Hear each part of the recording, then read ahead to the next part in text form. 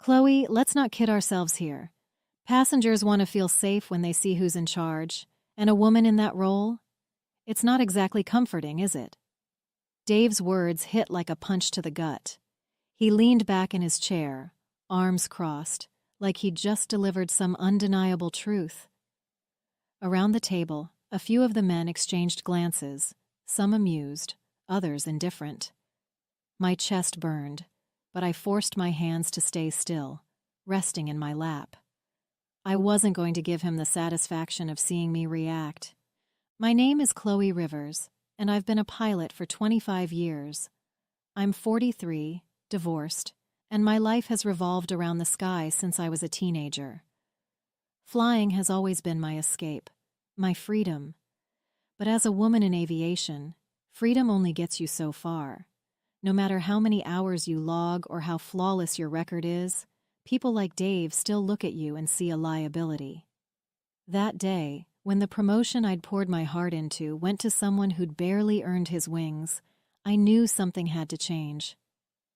The first time I sat in a cockpit, my dad took me to see it. I was 9 years old, and he worked as a mechanic on small planes at the local airfield.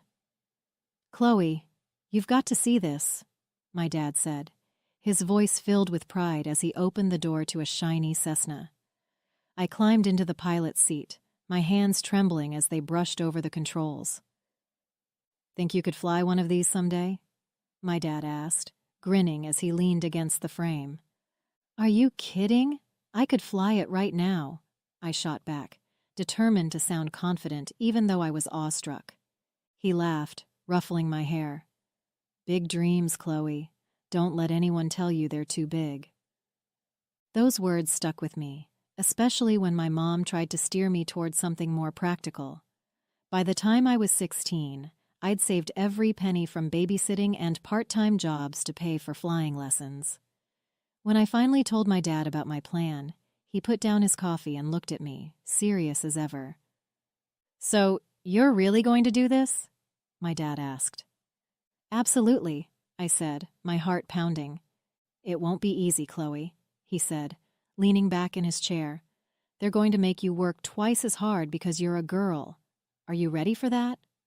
"I'm ready," I said without hesitation. My dad nodded, the hint of a smile on his face. That was all the encouragement I needed. My mom wasn't as enthusiastic, but she didn't stop me either. "Just don't forget that flying isn't everything," she'd say, worried I was getting my hopes up too high. Years later, after the Air Force and decades of commercial flights, I thought I'd finally reached the point where I didn't have to prove myself anymore. So when the chief pilot position opened, I was sure it was mine. My record was spotless, my experience unmatched. But when Dave leaned back in his chair during the meeting and smirked, I should have known. "Passengers want to feel safe," he said, his tone dripping with condescension. "And a woman in charge? That's a tough sell." Those words hit me like a slap. My dad's voice echoed in my mind. "They're going to make you work twice as hard." I'd worked 10 times as hard, and it still wasn't enough. That meeting was the final blow, but it wasn't the first time I'd been overlooked. It had been happening my entire career. When I was in the Air Force, my commanding officer used to give me the toughest assignments, saying it was to prove I belonged. But no matter how flawless my execution was, the promotions always went to someone else. When I transitioned to commercial aviation, it didn't get any better. The comments were subtler but no less stinging, little reminders that I wasn't what passengers or colleagues expected in a pilot. I tried to brush it off, telling myself that every flight I commanded was a chance to prove them wrong. And for a while, that was enough. My dad was my biggest cheerleader, calling me after every milestone. "Another glass ceiling smashed, Chloe," he'd say, his pride almost palpable. But when I told him about being passed over for chief pilot, his voice dropped. "That's not right, Chloe. You've given them everything. What are they giving you back?" "Nothing, Dad," I said quietly. "They're giving me nothing." "Then maybe it's time to stop playing by their rules," my dad said. His words stuck with me. For the first time, I started wondering if he was right. Maybe I'd spent too many years fighting to prove myself in a system that would never let me win. That night, I sat at my kitchen table, staring at my flight logbook. Over 20,000 hours in the air, countless long-haul flights, weathering everything from technical failures to passengers in full-blown panic. All of it. And what did I have to show for it? A ceiling I couldn't break through, and a career they refused to take seriously just because I wasn't a man. I called my dad. He picked up on the second ring. "Hey, Chloe, what's up?" he asked, his voice calm and steady as always. "I'm done, Dad," I said, my voice shaking. "I'm quitting. I can't keep doing this. I've given them everything, and they just keep tossing me aside." There was a pause on the other end. Then he said, "Maybe it's about time. You've been playing their game for too long, Chloe. Maybe it's time to make your own rules." His words planted a seed. For the next few days, I couldn't stop thinking about what he'd said. By the end of the week, I knew what I had to do. If they weren't going to make space for women in leadership, then I would. That's how the idea for a women-only flight school was born. It felt crazy at first, a long shot, but the more I thought about it, the more it made sense. I didn't just want to leave the airline. I wanted to change the industry. The first step was figuring out where to start. I had savings, but not enough to get a flight school off the ground. Planes, a hangar, instructors, it all added up fast. My mom, ever the pragmatist, called me the day after I told her about my plan. "Chloe, are you sure about this? Starting a business isn't like taking off in one of those planes. You can't just hit autopilot," she said, her voice tinged with concern. "I know, Mom," I said, pacing my living room, "but I can't keep banging my head against a wall that's never going to break. If I don't do this, who will?" She sighed. "You've always been stubborn. Just promise me you'll have a backup plan." "I promise," I said, though I knew there was no backup plan. This was it. My next call was to Laura Delgado, my former flight instructor and one of the few people in aviation who'd always had my back.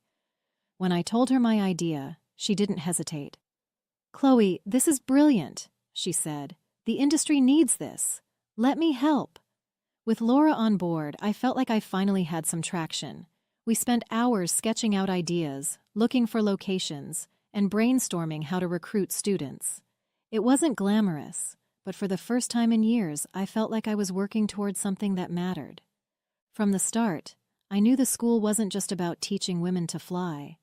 It was about leveling the playing field. I wanted to create a place where women could not only learn the technical skills, but also build the confidence to face an industry that would try to knock them down at every turn. My goal wasn't just to train pilots. I wanted to train leaders. Over coffee one morning, Laura and I hashed out our mission statement. "It has to be more than just aviation," I said, jotting notes in the margins of my planner. "We need to teach them how to navigate the system, to push back when someone says they're not enough." Laura nodded. "Exactly. We can bring in guest speakers, women who've broken barriers in aviation, engineering, anything related. Show them it's possible." "And scholarships," I added, my mind racing. "We'll make it accessible for women who can't afford traditional training programs." Laura leaned back, smiling. "You're not just building a school, Chloe. You're building a movement." Hearing her say that lit a fire in me. This wasn't just a business. It was a chance to change the narrative for every woman who'd ever been told she didn't belong. The next few months were a blur of planning, phone calls, and rejection emails. Every time I pitched the idea to potential investors or banks, I was met with skepticism. "A women-only flight school?" one bank manager said, raising an eyebrow. "It's a niche market. I'm not sure there's enough demand to make it sustainable." I started to worry that the school would fail before it even began. Then Laura came through with a lead. "Chloe," she said one evening as we sifted through paperwork at my kitchen table, "have you heard of Wings of Change?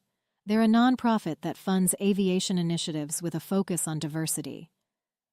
I shook my head, but the idea gave me hope. Laura helped me pull together a detailed proposal, outlining everything from our mission to the practical details like tuition, projected costs, and how the school could make a real impact. A week after submitting it, I got a call from the director of Wings of Change. "Chloe, I've read your proposal," she said, her voice steady and professional. "And I have to say, this is exactly the kind of project we want to support.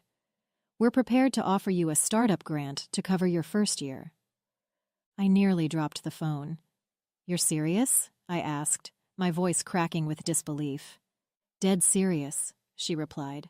"Your vision is exactly what this industry needs." With their support, we were finally able to lease planes, rent a small hangar, and officially launch the Women's Aviation Academy. When the Women's Aviation Academy officially opened, I was equal parts excited and terrified. Laura and I had done everything we could to spread the word, but until that first day, we had no idea if anyone would actually show up. As I stood in the hangar that morning, nervously rearranging the chairs we'd set up for orientation, I heard a car pull up. The first to walk in was Sarah, a young aircraft mechanic with grease-stained hands and wide, eager eyes. "I've always wanted to be a pilot," she said, shaking my hand. "But every time I mentioned it, someone would laugh and say, 'Stick to fixing the planes, not flying them.'" Then came Janet, a retired nurse in her mid-50s. She looked around the hangar with a mix of awe and apprehension.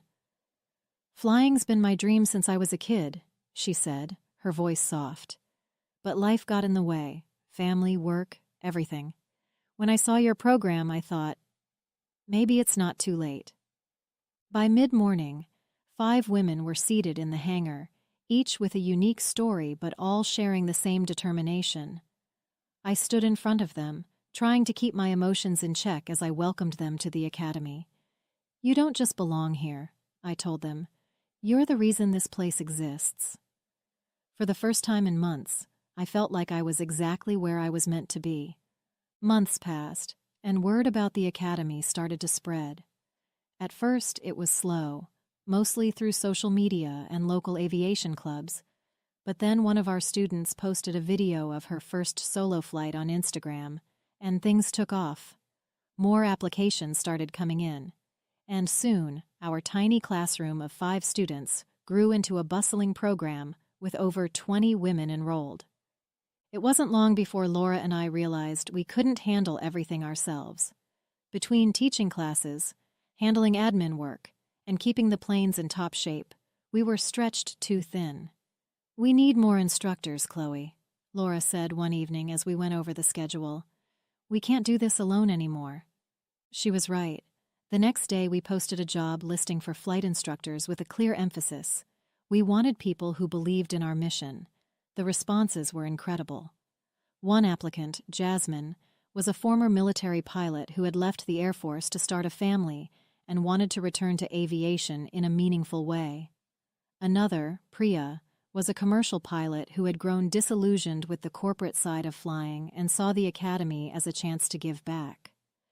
By the end of the hiring process, we had a team of instructors who were just as passionate about the academy as we were. With their help, we could finally meet the growing demand while staying true to our vision. After a year of nonstop work, the academy was thriving. The airfield was no longer the quiet, run-down place we'd started with. It was alive with the buzz of engines, laughter, and the sound of women conquering the skies. But what really marked the turning point was the email I received one morning from a recruiter at Horizon Air, a mid-sized commercial airline. "Hi, Chloe," it read.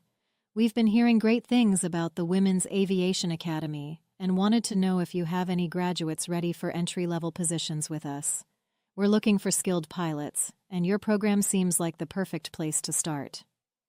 I read the email twice, then called Laura. "Laura, you're not going to believe this. Horizon Air wants to recruit our students." She let out a cheer on the other end. "Chloe, this is it. This is what we've been working for. The industry is finally paying attention." Over the next few weeks, more inquiries trickled in. Small airlines, regional carriers, and even one from a major international airline asking about availability. Our students were in demand, and I couldn't have been prouder. The best part?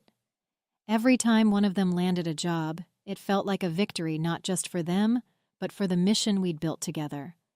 Not long after the inquiries from airlines started rolling in, I got a phone call from a local high school. The principal introduced herself as Mrs. Turner and said, "Chloe, I've heard about what you're doing at the Women's Aviation Academy, and I think it's incredible. We're holding a career day next month, and I'd love for you to come speak to our students, especially the young women. I think they need to hear that this kind of career is possible." I hesitated for a moment. Speaking in front of a classroom full of teenagers wasn't exactly my comfort zone, but I knew how important it was to reach them. "Of course," I said, trying to sound more confident than I felt. "I'd be happy to." The day of the lecture, I walked into the school gymnasium, which was packed with students buzzing with energy. Mrs. Turner introduced me as a trailblazer in aviation, and I felt a lump form in my throat. I took a deep breath and stepped up to the microphone. "When I was your age," I began, "I sat in a cockpit for the first time and knew I wanted to fly. But I also knew the world didn't always make it easy for girls like me to dream that big. That's why I'm here today, to tell you that no dream is too big and no goal is too far out of reach." The room grew quiet as I shared my journey, from my first flying lessons to starting the academy. When I opened the floor to questions, a girl in the front row raised her hand. "Do you think someone like me could be a pilot?" she asked, her voice uncertain. I smiled and said, "Not only do I think you can, I know you can. And when you're ready, you come find me at the academy, and we'll get you started." The look on her face made every challenge I'd faced along the way feel worth it. A few weeks after the lecture, I was at the academy, watching Lisa, one of our newer students, prepare for her first solo flight. Lisa was a single mom who had spent the last decade juggling work and raising her son.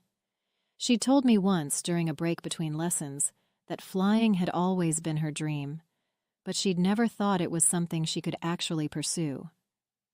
"Life just gets in the way," she had said with a small, wistful smile.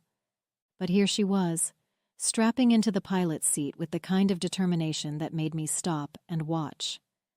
As she taxied down the runway, I held my breath. The moment her plane lifted off, a cheer went up from a small group of students watching from the edge of the hangar. I glanced at her son, who was standing next to me, his eyes wide with pride. "That's my mom," he whispered, more to himself than to anyone else.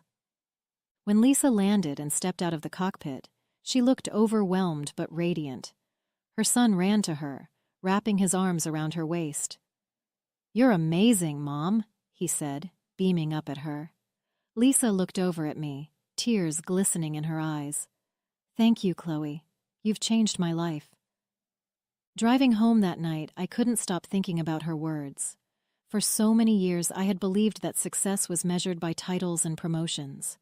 But watching Lisa soar, both literally and figuratively, made me realize that true success was right here, in the lives I was helping to change. This was more than a career. It was a calling. A couple of years later, the Women's Aviation Academy was thriving in ways I could have only dreamed of. The old airfield that once felt empty and quiet was now a hub of activity. We had expanded to include 3 hangars, a fleet of 6 planes, and a steady stream of students from all walks of life. Some were young women fresh out of high school, eager to pursue a non-traditional path, while others were older, like Lisa, proving that it's never too late to chase a dream. Laura and I had even implemented new programs, scholarships for underrepresented women, partnerships with community colleges, and a mentorship initiative connecting students with experienced female pilots in the industry. Airlines were reaching out regularly, asking about our graduates, and our placement rate was climbing higher than we'd ever expected. One afternoon, while reviewing applications in my office, Laura walked in holding an envelope. "You're going to want to see this," she said, handing it to me with a grin. It was an invitation from the National Aviation Association, inviting me to speak at their annual industry gala as a keynote speaker. I stared at it for a moment, the weight of it sinking in. "They want me to talk?" I asked, half in disbelief. "They don't just want you to talk," Laura said. "They want you to share how you've reshaped the industry. Chloe, they're finally paying attention." As I read through the letter, I couldn't help but smile. The Academy wasn't just thriving, it was making waves, and the people who once dismissed me were now taking notice. The gala was held at a grand hotel ballroom downtown, with glittering chandeliers and a polished crowd of industry professionals. I arrived early, trying to take it all in. It felt surreal, walking into a room full of the same executives and decision-makers who had once ignored or dismissed me. But this time, I wasn't there as just another pilot. I was there as a keynote speaker, representing the Women's Aviation Academy and everything we'd built. Laura walked in beside me, beaming with pride. "You ready for this?" she asked, nudging my arm. "Ready as I'll ever be," I said, though my heart was racing. I scanned the crowd and saw familiar faces from my airline days, including Dave, standing near the back, his expression unreadable. Megan Carrington, who had always towed the company line, was nearby, chatting animatedly with a group of executives. The evening was moving along smoothly, with awards being handed out to trailblazers and innovators in aviation. I was seated at a table near the front with Laura and a few of our graduates who had come to support me. We were enjoying the speeches when one of the presenters took the stage and began talking about a special recognition award. This next award is given to someone who has not only excelled in aviation, but has also dedicated themselves to reshaping the future of our industry. This individual has created a path where none existed, empowering countless women to take to the skies. Tonight, we honor Chloe Rivers, founder of the Women's Aviation Academy, with the National Aviation Excellence Award. I froze, the words barely registering. Laura nudged me, her face glowing with pride. "Chloe, that's you. Get up there."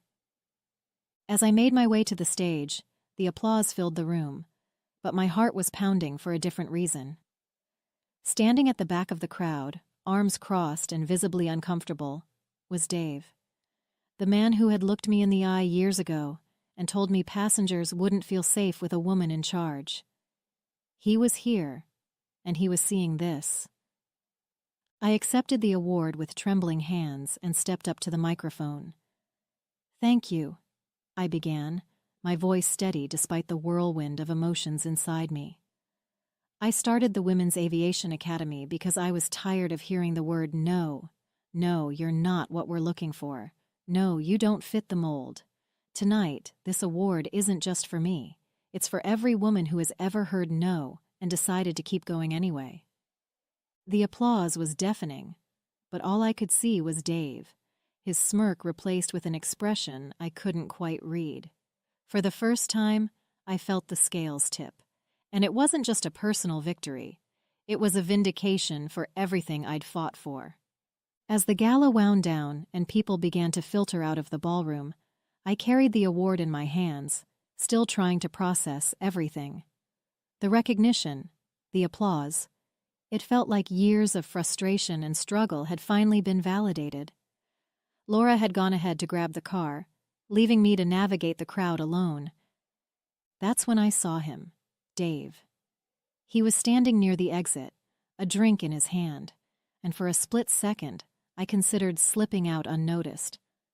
But then he looked up, and our eyes met. There was no turning back. "Chloe," he said, forcing a smile as I approached. "Quite the speech up there. Congratulations. On everything." "Thanks, Dave," I said, my tone calm but firm. "It's funny, isn't it? A few years ago, you didn't think a woman could handle the responsibility of leadership. And now, here I am." His smile faltered, and he looked away for a moment, clearly uncomfortable. "It wasn't personal, you know. It was just the way things worked back then. The way things worked? I repeated, shaking my head. Dave, it was the way you worked. But the world's changing now, and so is this industry. You're either part of the problem or part of the solution. I've chosen my side. What about you? He didn't have an answer. As I walked past him and out into the cool night air, I felt lighter than I had in years. The fight wasn't over, but tonight was proof that progress was possible, and I wasn't done making it happen. As I rode home that night, the award resting on my lap, I replayed the evening in my mind. The applause, the recognition, the look on Dave's face, it all felt surreal. But more than anything, it reinforced what I'd known for a while now. Starting the Women's Aviation Academy wasn't just the right decision, it was the best decision I'd ever made. When I got home, I placed the award on the mantel in my living room, right next to a framed photo of my dad. He had passed away 6 months ago, but his words still echoed in my mind. Don't let anyone tell you your dreams are too big. For years, I'd chased the approval of people who would never give it to me. But now, I wasn't chasing anyone. I was leading. As I sat on the couch, scrolling through messages from students, colleagues, and even strangers who had heard the news, I felt something I hadn't in years: peace. The fight wasn't over, and there were still barriers to break, but tonight was a victory, not just for me, but for every woman who dared to dream big in a world that told her to stay small. And as I looked at the mantel one last time before heading to bed, I smiled. The sky wasn't just a limit anymore. It was a canvas, and we were rewriting what it meant to belong up there. Hey there! Did you like the story? If you did, don't forget to hit the like button and subscribe to the channel. It helps us a lot and makes sure you won't miss out on more great stories we share here. Thank you for watching, and we'll see you in the next one.